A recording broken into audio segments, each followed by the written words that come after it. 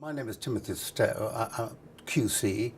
I'm a circuit judge sitting at Croydon and dealing exclusively with criminal cases, criminal trials, and of course sentencing criminals when they are convicted. I accepted your kind invitation to be interviewed because drugs are an important part of my work, because I deal with a lot of drug-related cases. It was a pleasure to accept your invitation.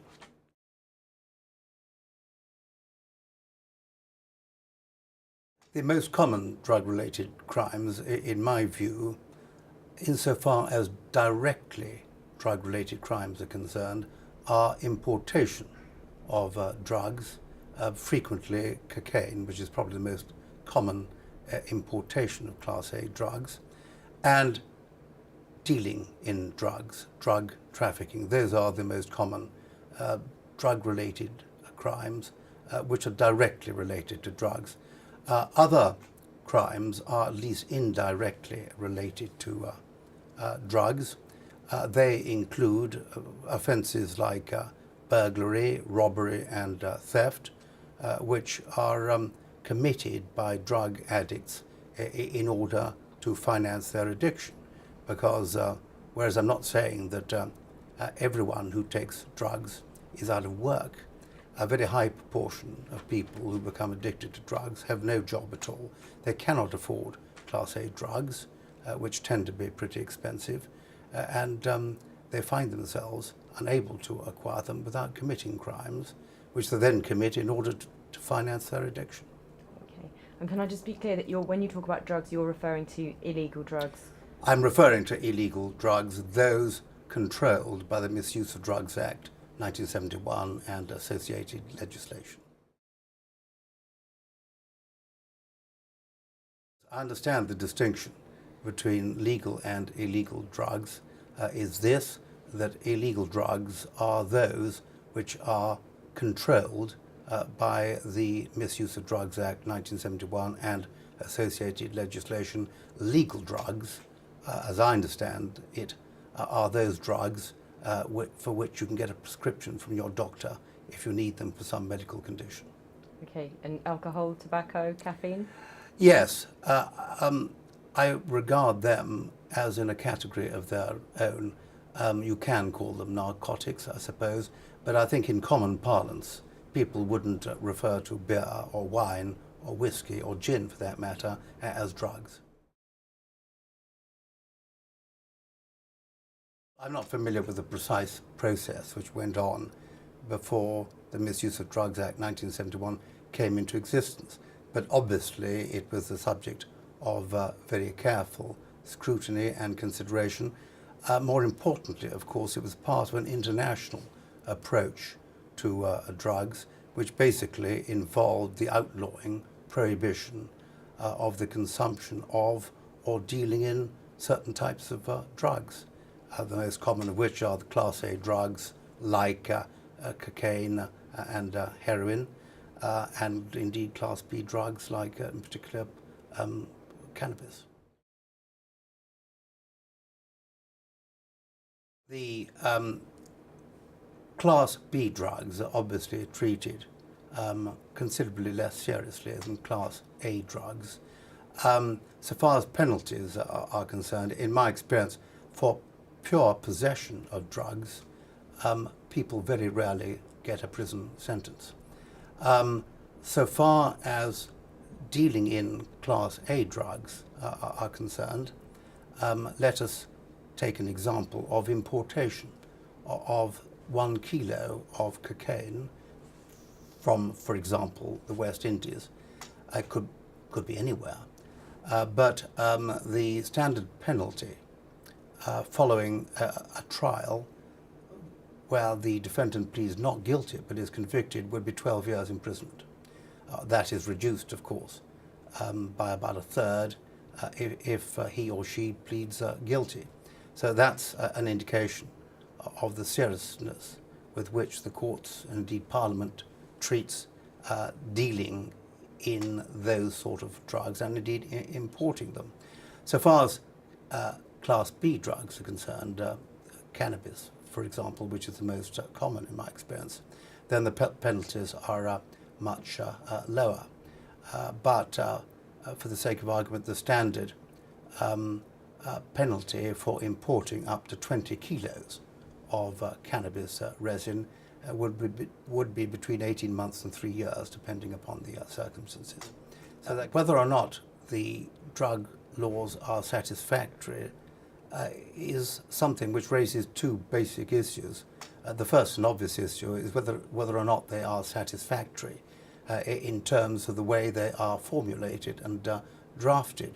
So far as that question is concerned, in my view, they're perfectly clear in formulating a system under which controlled drugs are completely prohibited.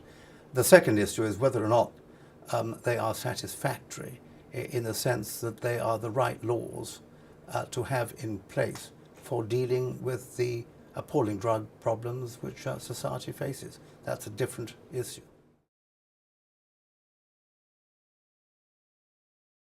The question of whether or not there should be any reform is an extremely difficult and contentious question.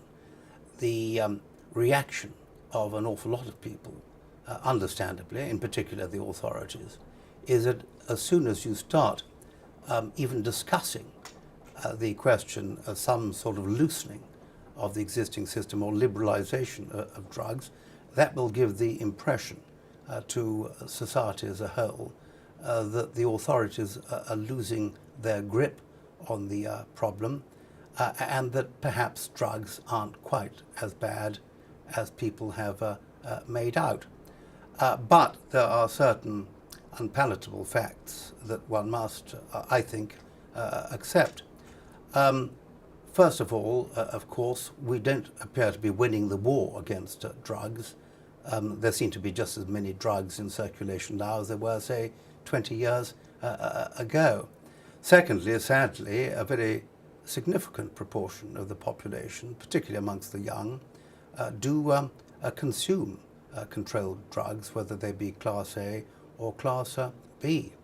And thirdly, of course, and this is an international problem, the drugs trade, in effect, is netting the drugs barons a massive turnover running to billions and billions of pounds, which exceeds the gross national product of most countries. Overall, and above everything, we have got to recognize in the course of any debate that drugs are an appalling evil. And I think we've all been struck by stories, in particular, of young people with promising futures, able young people, whose lives have been ruined and whose prospects have disappeared as a result of addiction to drugs. And that's why, of course, it is a very sensitive issue.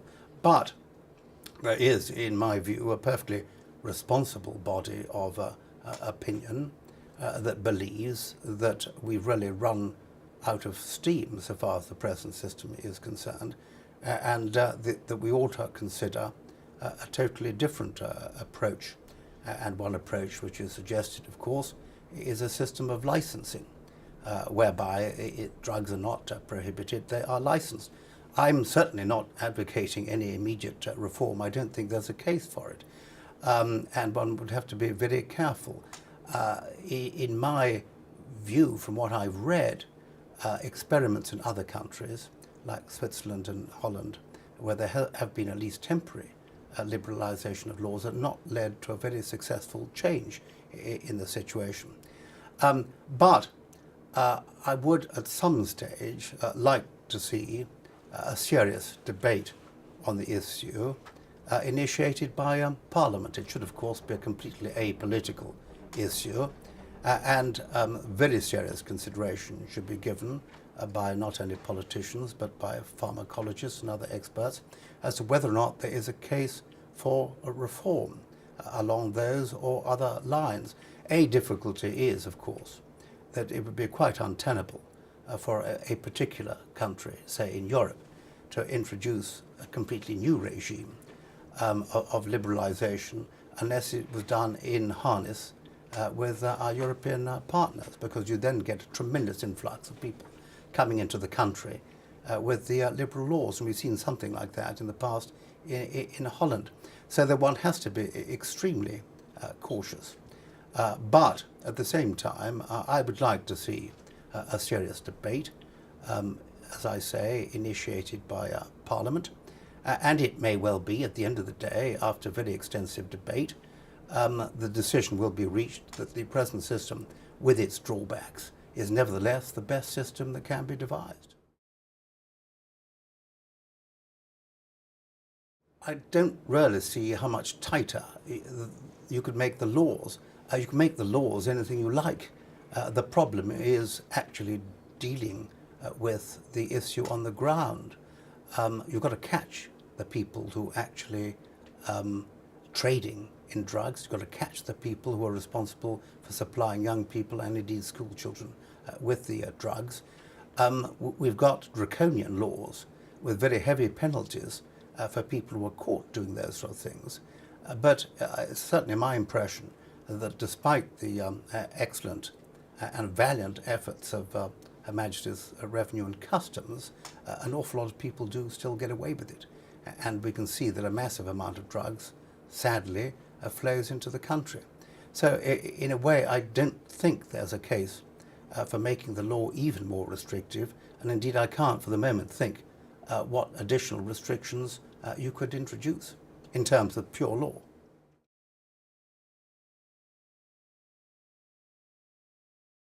We don't have the prison capacity. I think that you then find that if it was effectively enforced, a large section of the community would be behind bars, which is not a very good idea because many of them are still in work. Some people who take drugs do not become drug addicts. One has to recognize that. But it's not a practical proposition in any event. The prison population is really at its maximum at the moment in terms of the capacity we have. We simply do not have the capacity to imprison a lot more people.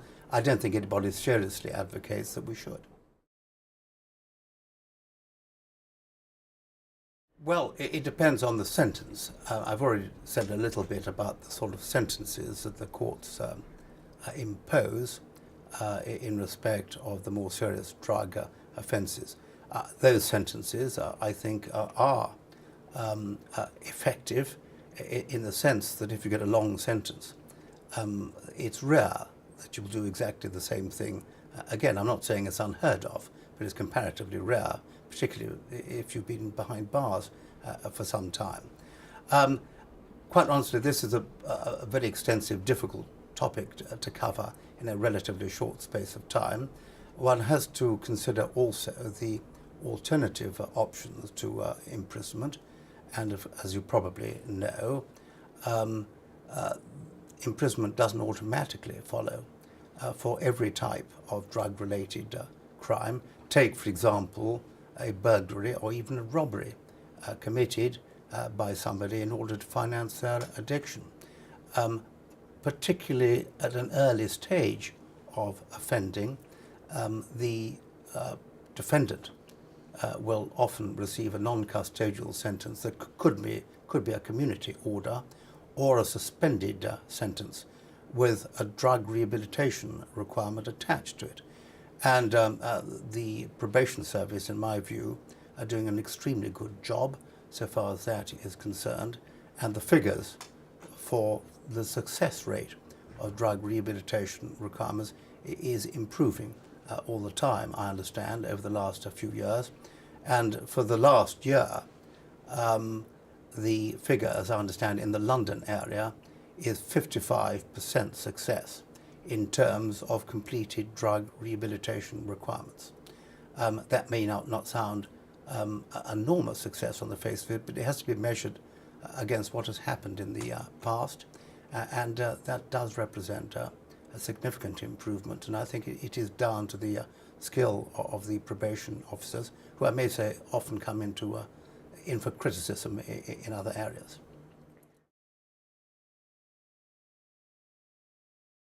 There are guidelines, as you probably know, issued by the Sentencing Guidelines Council as to appropriate sentences for certain sorts of crimes like robbery and assault. But there's no specific guideline as to those cases where you should impose an immediate prison sentence. In those cases where you should impose either a suspended sentence or community order with a drug rehabilitation requirement attached to it. That is very much in the discretion of the sentencing judge, who will take into account all the circumstances relating to the offender, and in particular the public interest, because if the offender can be weaned away from drugs, society benefits, and that's something which one takes into account. Much depends, of course, on the record of the offender with a very bad record, particularly if they've already been the subject of an unsuccessful drug rehabilitation requirement or the equivalent in past legislation. It's much less likely that they will get a non-custodial sentence. I do not believe there is a case for changing the sentencing policy or the sentences that are available to judges in respect of drug-related crime. At the moment, it strikes me that judges have a perfectly adequate arsenal to deal with offenders depending upon all the circumstances of the particular case. So I don't think there's any cause for a change at this stage.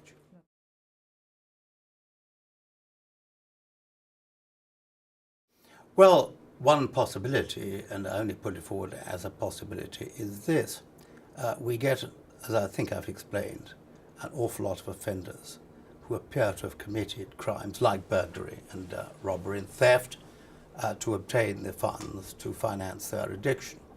And it may be possible to prevent this from happening, at least to some extent, by making drugs available to people who are genuine drug addicts and are in a position where if they don't get drugs, they're likely to commit an offence in order to finance their addiction. It's a very difficult area, but again, it is something that could be explored.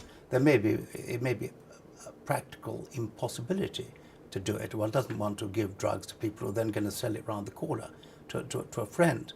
But society would benefit, obviously, if somebody who was about to commit, for example, a burglary, which causes a great deal of distress to a householder, could be prevented from doing so by being provided with the drugs without which he would commit that offence.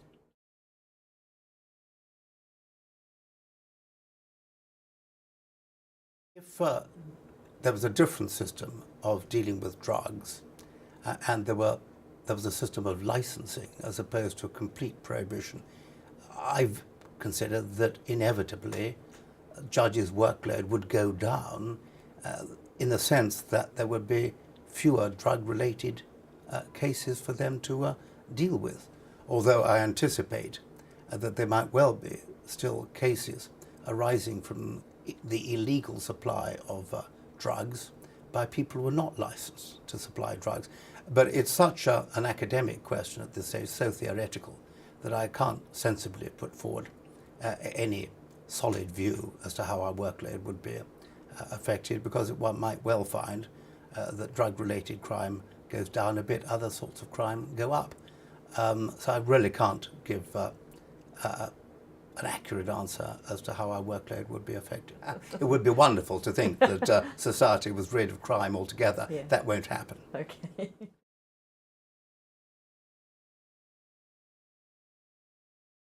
My understanding is that there's a surprising level of ignorance by the public, particularly those who do get involved in drugs, about the effect of drugs, not only in terms of what happens when they are consumed, but also in terms of what happens if they are caught, for instance, dealing in drugs.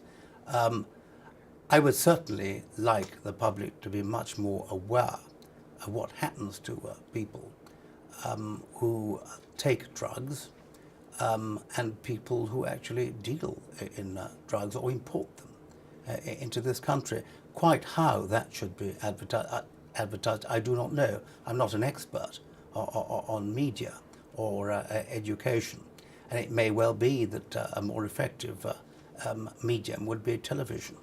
Although I suspect that in many cases people might just switch off the television as soon as people start talking about the dangers of drugs. But certainly, I think it would be a very good idea to have some up-to-date research as to the knowledge of the average person in the street as to the effect of drugs, and indeed the penalties if you're caught dealing with them.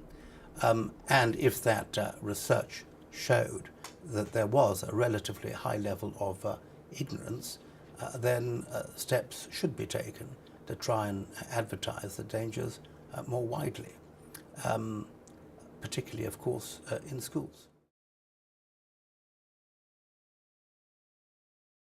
I think that people may not be fully aware of the dangers of skunk when compared with cannabis. I'm not saying cannabis is safe. It certainly is not safe. And you may have noticed that with the passage of time, some pharmacologists have changed their views, quite frankly. Whereas at one stage they were advocating the declassification of cannabis, at least reducing it to Class C, they've now changed their minds, and certainly the government is sticking firmly to the line that it should remain at Class B, with good reason, because cannabis, potentially at any rate, can cause serious psychotic symptoms in people like paranoid schizophrenia. And people should be aware of that. If you're taking these drugs, particularly a skunk, you are risking serious mental health problems. And I think that is something that people don't realise. Do you think some people realise that that's a risk and they choose to take the risk? Oh yes, I'm sure they do. But I think an awful lot of people drift into it because of peer pressures. That's really, I believe, why most people take drugs. If all their friends are taking drugs, it's very difficult for them to stand out and say, I'm sorry, I'm not going to take drugs. They might be accused of being sissies and uncool and so on. I can't say that I've come across many sort of middle-class people who are convicted of serious drug offences, but anecdotally, I think that there is a great deal of evidence that middle-class people do take drugs, including Class A drugs, perhaps particularly cocaine, because it has a stimulating effect, so they say. But that is purely anecdotal, and it depends really on what I've read in the papers. So I can't personally speak about that. I'm not a researcher on drugs, and I'm certainly not a pharmacologist or expert on drugs. All I can say is that most of the people who come before the courts are unlikely to be middle class, but it may well be that the middle classes are better at disguising it and don't get caught, and perhaps are less susceptible to addiction. The importance of communication with school children cannot be underestimated. But it is easy to say that, much more difficult to work out how that is to be done. You may recall that many years ago, the government ran a television advertisement in which some poor wretch, I think it was a boy, appeared looking as if he'd just been dragged out of a grave, looking on his last legs. The purpose of that, laudably, was to alarm the young into realizing that they might end up like that if they went down the slippery road of taking controlled drugs. Unfortunately, it apparently had the opposite effect, and the young began to associate with this poor individual, who became a sort of almost a hero or cult figure in their minds, so they had to stop that program. So one has to be extremely careful how you go about it. I would have thought that teachers are much better qualified than I am, and indeed the police much better qualified than I am, to come up with suggestions of how this could be done. I suspect that the one person that children might well listen to would be reformed drug addicts who could go to school and say, look, I've been through this hell. I lost my job. I had a ghastly time. My marriage broke up. I went to prison. Eventually, I managed to kick the habit, but for God's sake, don't do what I did. I think that's much more impressive than teachers and police officers saying it's a very bad thing to do and you'll go to prison if you do it. Why? It is a very difficult area indeed, because as you rightly say, if their peers are consuming drugs and they don't appear to be strange to them and appear still perfectly normal, they might well get the impression, well, to hell with what authority says, we think it's perfectly all right. I think what has to be emphasized is that although people may be all right, certainly in the initial stages, there is a very serious danger of drug addiction. And that is a slippery road to hell. And I think they can be given the truth in terms of the sort of figures that are available in relation to the percentage of people, for instance, who do take particularly Class A drugs, who turn out to be drug addicts. That is, of course, the real danger that they face. But I think it's very important not to mislead them at all, and to provide them with truthful figures and truthful facts. Obviously, no one should be saying, you take one drug and immediately you will become a drug addict. That isn't the case. But what should be emphasized is that if you start taking drugs, there is a really serious risk that you'll end up as an addict, you will become unemployable, you won't be able to hold down a relationship, your life will be ruined, and you could end up spending a lot of time behind bars.